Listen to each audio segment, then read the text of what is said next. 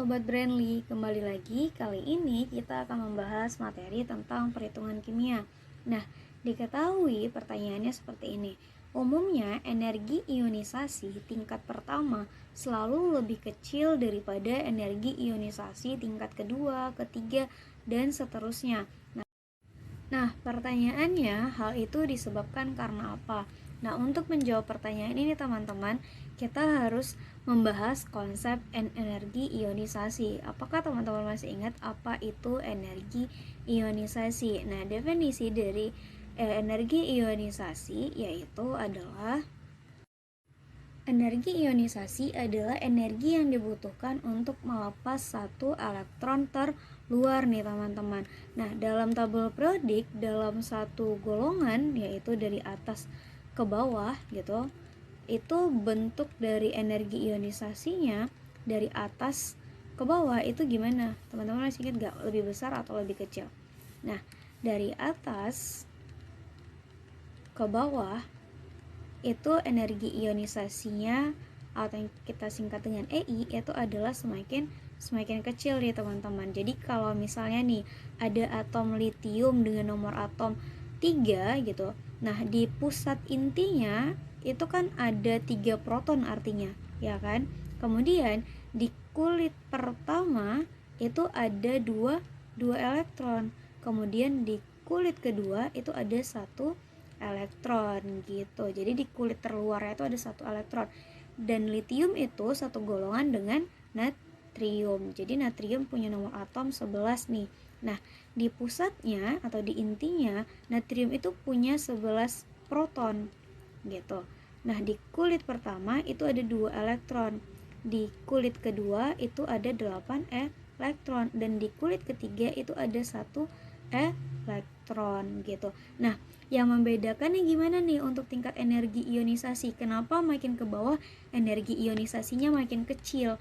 Karena elektron terluar yang dimiliki oleh natrium yang jumlahnya 1 elektron ini teman-teman, itu kan punya jarak yang jauh dibandingkan dengan 1 elektron yang dimiliki oleh litium gitu. Jadi tarikan intinya itu terhadap elektron dari pusat ke kulit terluar terhadap elektron yang pada di kulit terluar itu lebih jauh gitu.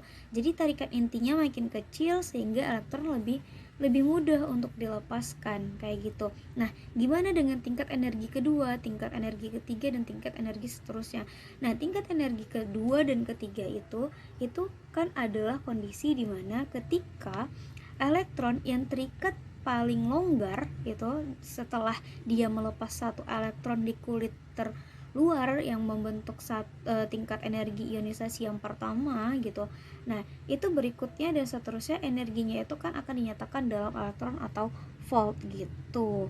Nah, jadi kalau dikaitkan kecenderungan antara berkala antara energi pengionan unsur-unsur itu menandakan bahwasanya elektron dalam satu atom ditata dalam tingkatan-tingkatan energi tertentu yang diisi secara sistematik dalam urutan yang bertambah sehingga energinya itu naik dengan nomor atom gitu. Jadi ketika dia melepas satu elektron itulah tingkat energi ionisasi yang pertama gitu. Nah, ketika dia ingin melepaskan lagi elektron yang tertinggal di kulit kedua yaitu ada 8 elektron, kemampuan untuk adanya tarikan inti ini terhadap tarikan elektron yang pada kulit terluar itulah energi yang dibutuhkan untuk melepaskan elektron, itulah yang bakalan meningkatkan tingkat energi ionisasi tingkat kedua. Tentu pasti lebih dibutuhkan energi yang lebih besar kan dibandingkan tingkatan energi yang pertama tadi, karena tadi hanya satu elektron dan itu di kulit terluar yang jangkauannya jauh dari